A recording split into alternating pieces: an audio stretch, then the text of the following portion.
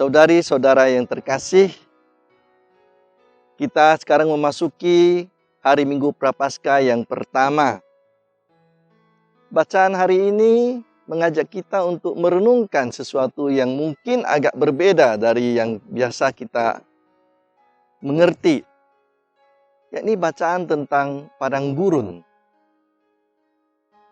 Padang gurun sering kita andaikan tempat yang kering, membahayakan, tidak ada kehidupan, tempat kejahatan. Dan memang dalam kenyataan demikian. Kita kalau pergi ke padang gurun tidak ada tumbuhan kecuali mungkin di oase ada satu pohon dan ada mata air sedikit di situ. Tetapi rata-rata pasir melulu. Dan banyak kalajengking, ular berbisa, dan binatang buas lainnya. Tapi itu satu sisi dari padang gurun saja. Sisi lain dari padang gurun, terutama dalam kisah kitab suci, justru menunjukkan wajah yang berbeda. Padang gurun adalah tempat bertemu dengan Tuhan. Orang Israel keluar dari Mesir, mereka dijaga oleh Tuhan 40 tahun di padang gurun dengan mana. Disiapkan air dari batu. Daging turun dari langit. Dan yang paling penting ialah mereka diangkat menjadi bangsa terpilih di padang gurun Sinai.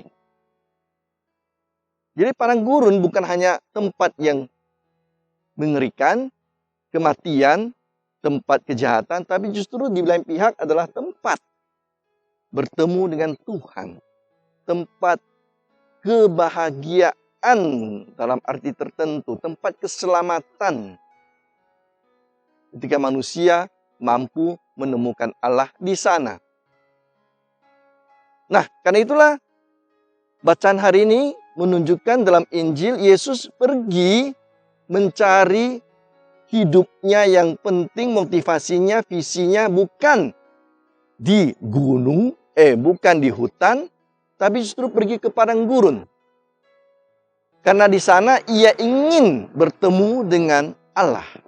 Berpuasa 40 hari, 40 malam. Dan justru di padang gurun, ia dilayani oleh malaikat. Ditemani oleh hewan-hewan liar, dikatakan di sana. Keharmonian yang terjadi. Meskipun di lain pihak, ia mengalami pencobaan dari iblis juga di padang gurun. Tetapi dalam kenyataannya, ia menemukan visi dan misi yang jelas. Harus mewartakan kerajaan Allah justru di padang gurun. Jadi padang gurun dalam hidup Yesus justru bukan tempat penempaan diri dan akhirnya tempat kejelasan hidupnya.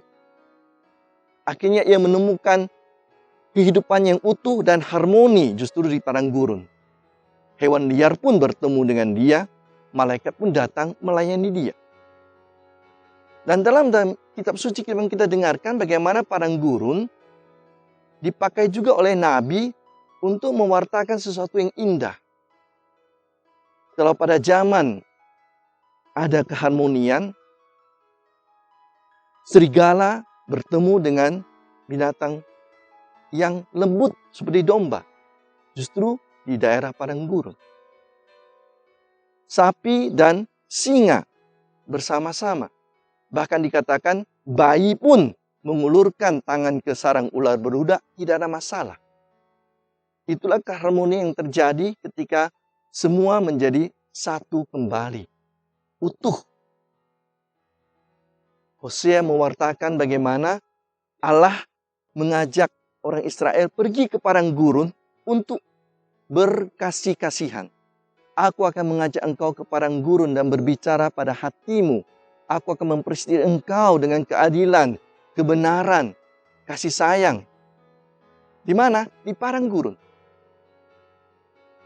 Nah, saudari-saudara terkasih, kita sekarang memasuki padang gurun dalam masa Prapaskah ini. Padang gurun bukan dalam arti mencari tempat yang mengerikan, meskipun kita menempa diri di sana dengan ulah tapa, dengan mati raga, dengan puasa, dengan amal bakti. Mungkin kita juga dicobai oleh iblis dengan berbagai keinginan dan godaan selama di masa prapaskah ini. Tapi justru di masa prapaskah padang gurun kita ini, kita mencoba untuk menemukan Tuhan kembali. Menemukan kembali motivasi dan visi misi kita sebagai orang Kristen, pengikut Kristus. Kita ingin menemukan keharmonian hidup kita kembali. Karena itulah kita mencoba untuk mengurangi segala dorongan nafsu kita yang berkelebihan. Menempatkan hidup kita harmoni kembali dengan alam. Seperti Yesus dengan hewan liar, kita pun mencoba untuk menempatkan diri sebagai makhluk ciptaan yang harmoni dengan alam kita di dunia ini. Kita menempatkan diri kita secara harmonis dengan sesama kita. Memperbaiki masalah-masalah yang terjadi, relasi yang mungkin kurang baik. Kita mencoba untuk menjadi lebih bercinta kasih dalam amal bakti kita. Mendekatkan diri kepada Tuhan dalam doa kita. Padang gurun masa prapaskah ini membuat kita, seperti kata Paus Fransiskus, mencoba mengembangkan iman kita, harapan kita, dan kasih kita supaya berdaya guna.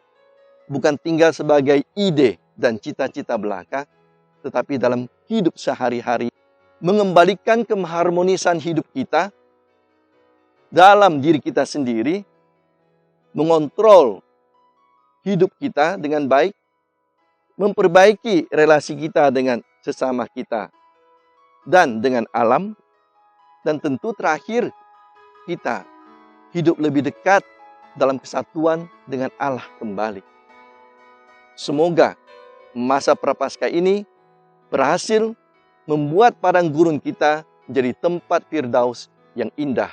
Dan akhirnya kita mampu menyambut Paskah dengan hati penuh sukacita. Amin.